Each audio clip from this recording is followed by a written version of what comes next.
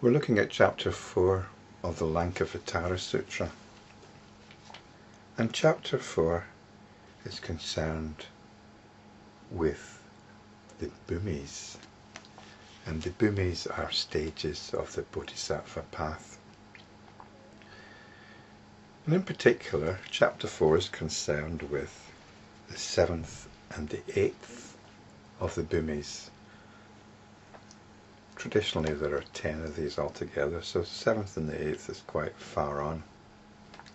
By the 6th bhumi, the spiritual practitioner has attained perfect tranquilization.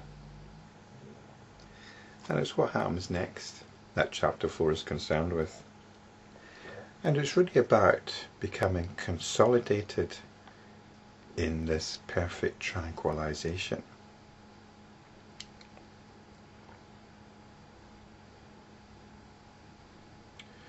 But there seems to be a problem here. There seems to be a problem.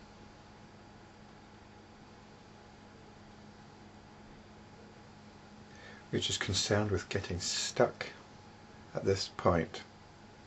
Getting stuck because of the blissful nature of this perfect tranquilization. This is the concern.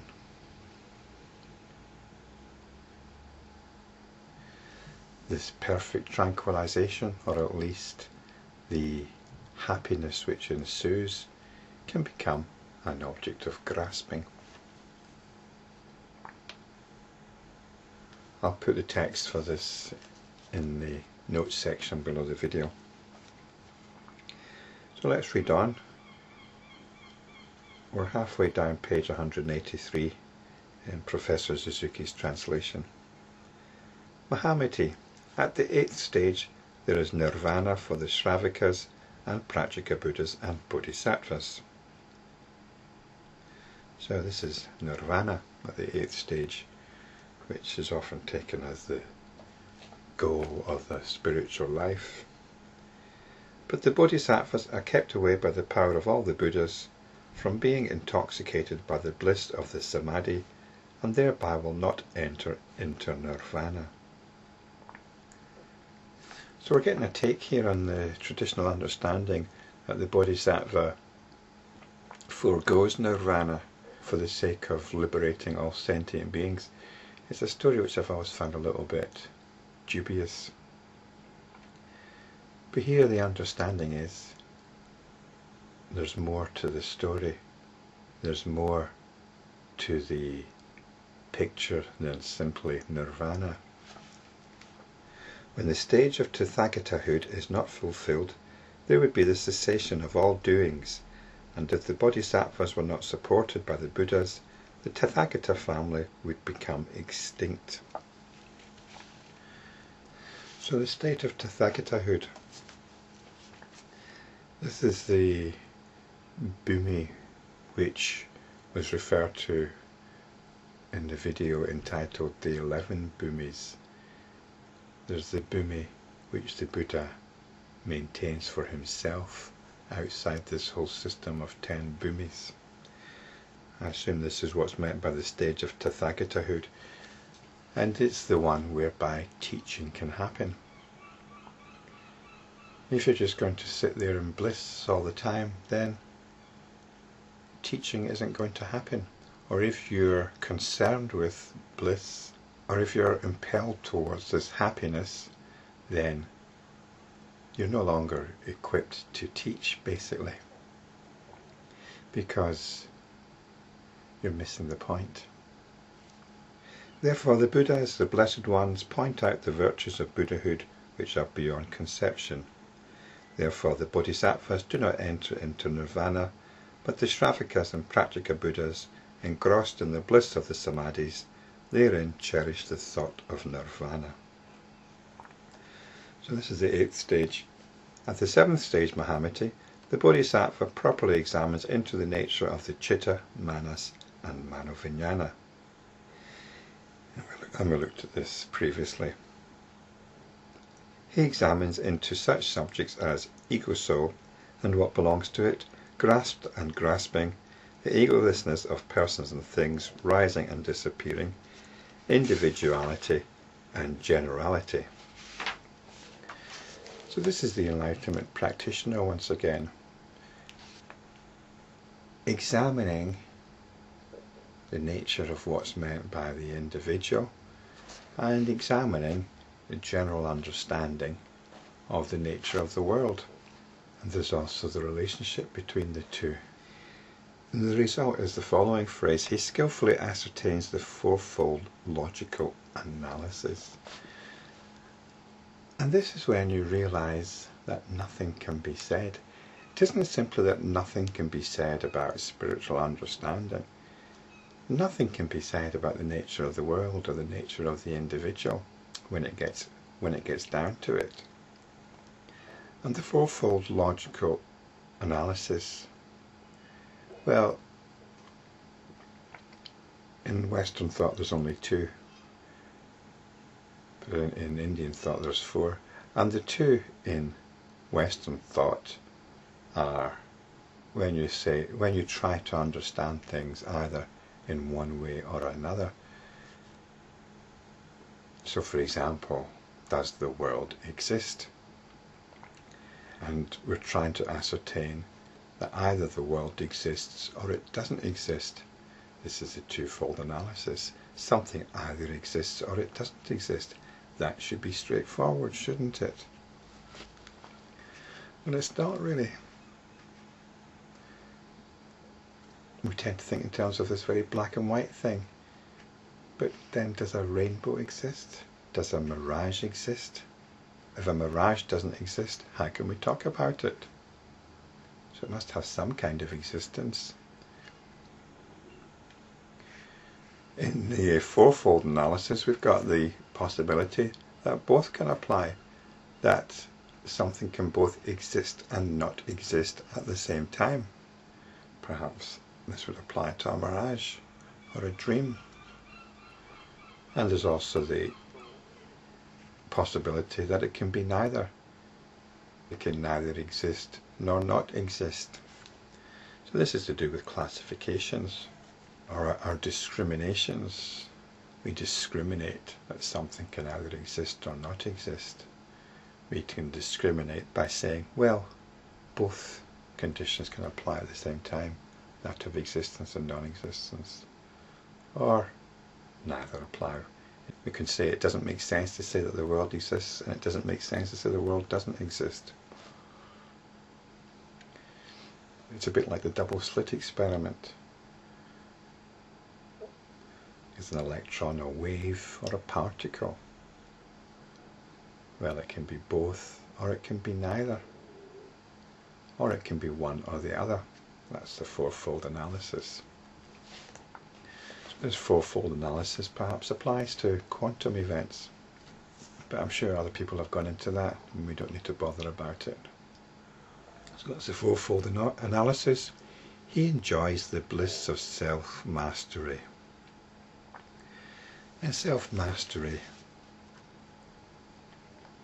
is about knowing yourself, knowing your moods, knowing when you're being sucked into your moods, knowing not to feed those moods, and remembering to practice, coming back to awareness, which underpins everything.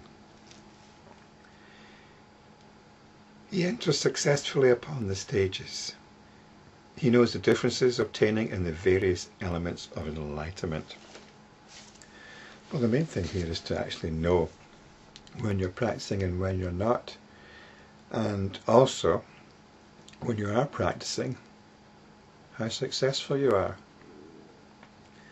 And that success doesn't need to be measured in accordance with some external list.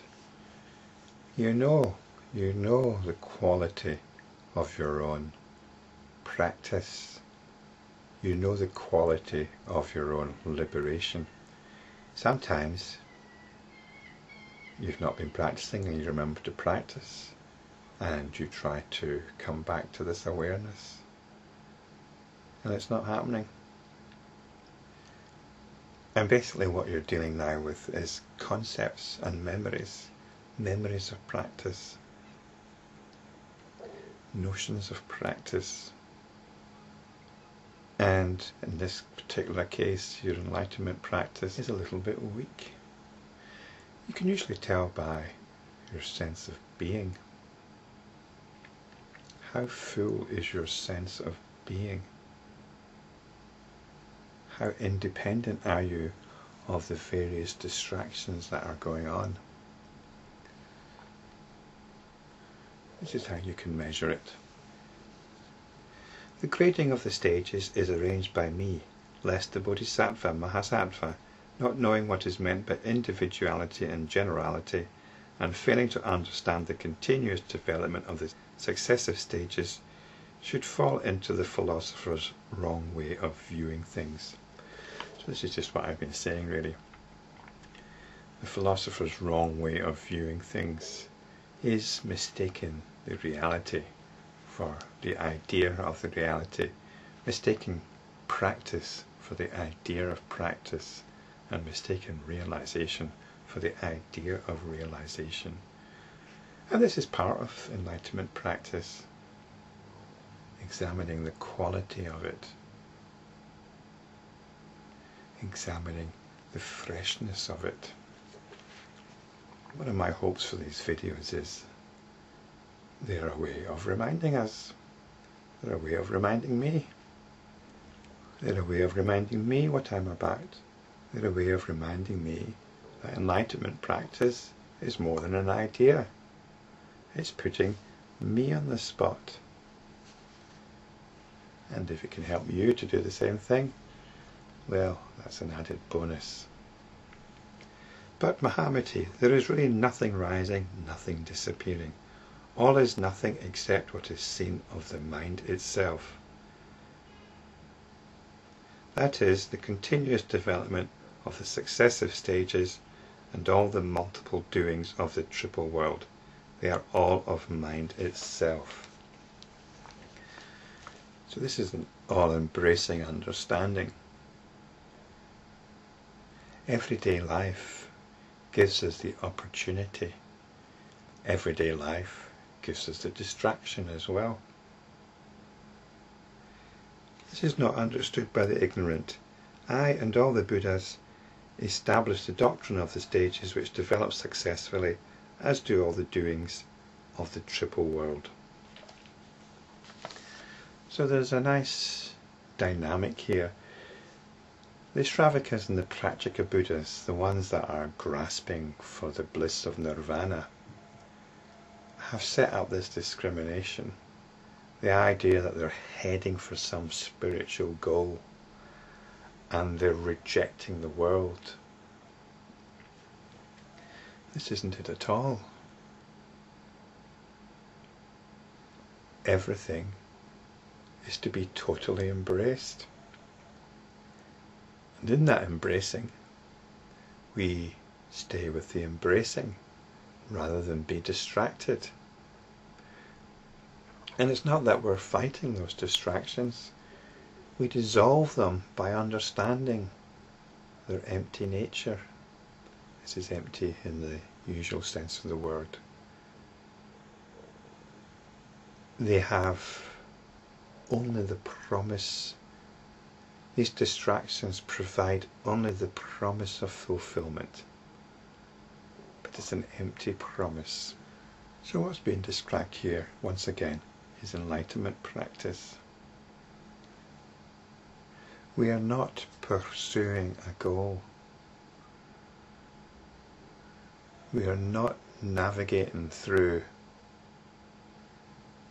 a series of progressive changes until we get to that goal. We are at the goal and we are working to become established in it. This is what the bhumis are about.